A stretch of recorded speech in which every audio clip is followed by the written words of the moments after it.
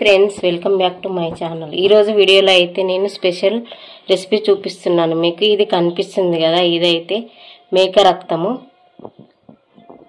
మేక రక్తంతో మీకు ఒకటి చూపిస్తాను, ఎలా చేయాలో చూపిస్తున్నాను. ఇప్పుడు మీకు మనకు రక్తం అనేది అయితే ఇలా గడ్డ కట్టి ఉంటుంది.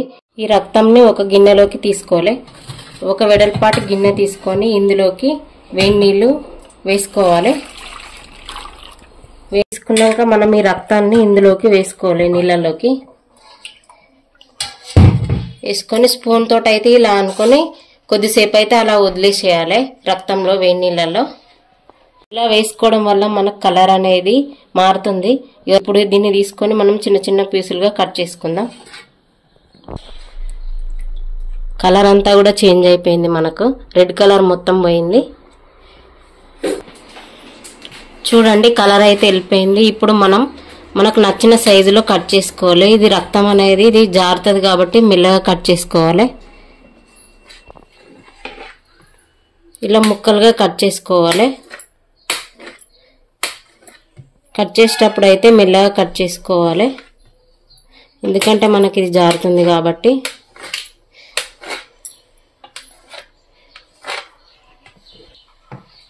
మొత్తం కూడా ఇలా కట్ చేసి పెట్టుకోవాలి.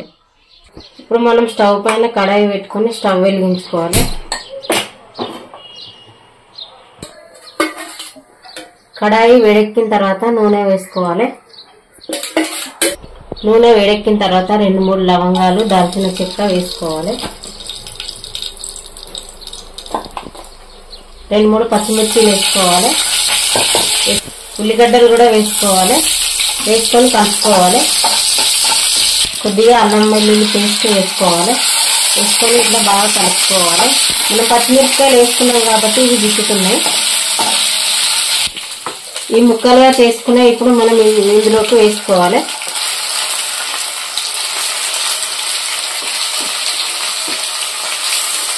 ఈ వాటర్ లాగా ఉన్నదైతే తీసి పక్కన పెట్టుకోవాలి. కలుపుకోవాలి. చూడండి, కలర్ అనేది మనకు మారిపోతుంది. మనకి రెడ్ కలర్ అంతా కూడా బ్లాక్ కలర్ లోకి మారిపోయింది. స్టవ్ అయితే సిమ్ లో పెట్టుకొని చేసుకోవాలి. హై ఫ్లేమ్ లో పెట్టుకుంటే కిందికి అడుగంటుతుంది కాబట్టి సిమ్ లోనే పెట్టుకోవాలి. కలుపుతూనే ఉండాలి. ఇలా కలుపుకున్నాక సిమ్ లో పెట్టి మనం కొద్దిసేపు పక్కన పెట్టుకోవాలి. 5 నిమిషాల తర్వాత మూత తీసుకొని కొద్దిగా పసుపు, కారం,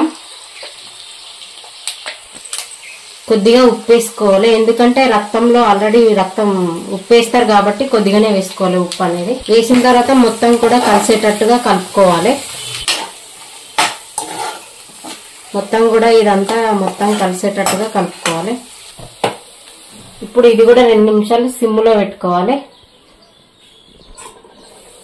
ఇప్పుడు మూత తీసుకొని చూస్తే మనం ఇంతకు ముందు వేసిన కారం, ఉప్పు అదంతా మసాలాలంతా ముక్కకు పట్టుకున్నాయి. కొద్దిగా ధనియాల పొడి, కొద్దిగా గరం మసాలా వేసి కలుపుకోవాలి.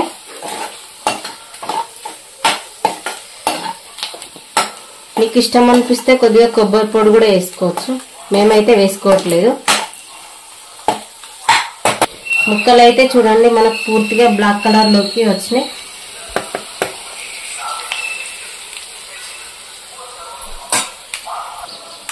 కొద్దిగా కొత్తిమీర వేసుకొని స్టవ్ ఆఫ్ చేసుకోవాలి.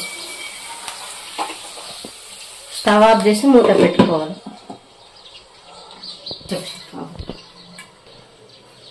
ఇప్పుడు మనకు మేక రక్తంతో నల్ల ఫ్రై అనేది రెడీ అయిపోయింది. ఇంత ఇలా సింపుల్ గా రెడీ చేసుకోవచ్చు. ఇప్పుడు మనం మేక రక్తంతో చేసింది నల్ల అనేది అయితే రెడీ అయిపోయింది. ఇప్పుడు మనం చూద్దాం ఎలా ఉందో.